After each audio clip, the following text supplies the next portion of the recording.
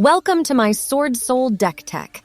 Today I am going to cover my new inclusions in the deck to combat the Tearlaments meta.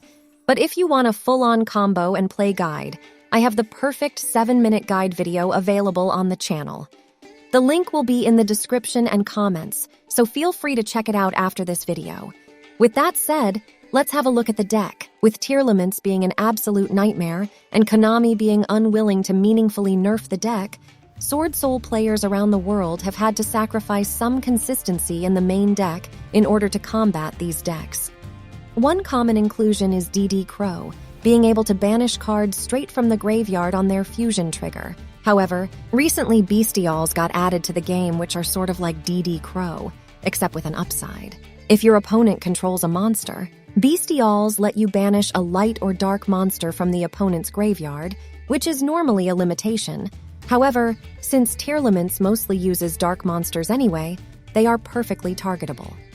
On top of that, unlike DD Crow, when you do banish an opponent's card, you get to special summon these massive dragons to your side of the field, helping you establish a board state on turn 0. Magnamhut, when special summoned, lets you add a dragon from your deck to your hand in the end phase. Druiswurm, when removed from the field, lets you send a special summoned monster to the graveyard. Baldrake's additional effect lets you tribute another light or dark monster when your opponent ritual, fusion, synchro, XZ, or link summons. You get to banish that monster. So Baldrake's effect combos nicely with Druiswurm because you can tribute Druiswurm, triggering its effect, and then get an additional banish out of it. So these two cards can effectively stop 2 Tearlaments summons and get rid of 2 problematic cards at the same time while still leaving a body on the field for your turn. You might wonder, then why do you run DD Crow at 3 and only 2 Baldrake?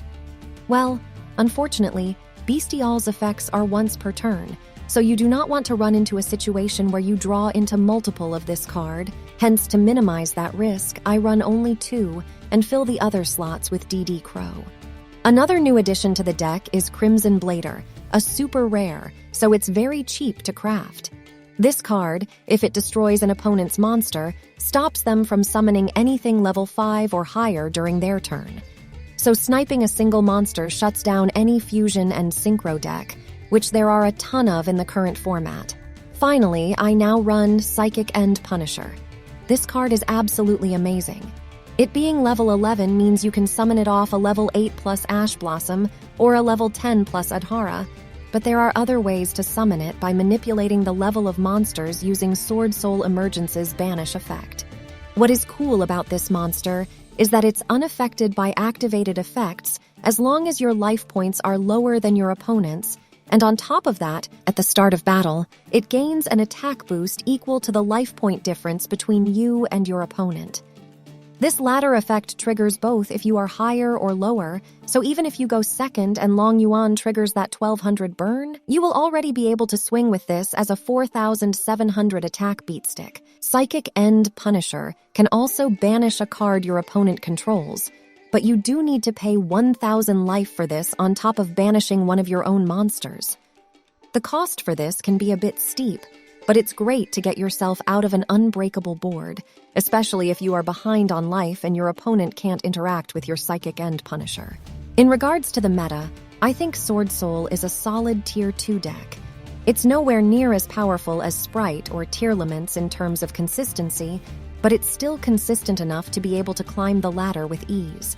Just don't be too hard on yourself if your hand bricks occasionally. It's part of the deck's weakness, and unfortunately, in a best-of-1 format, it's something we need to learn to accept. Anyway, if you want to learn more about playing Swordsoul, I highly recommend checking out my 7-minute combo guide video. Now that you know my techs and sideboard, together with the information in that video with some practice, you can become a Swordsoul master. You can click on the video right here, and it'll take you straight to it. Don't forget to subscribe and leave a comment down below. Thank you for watching.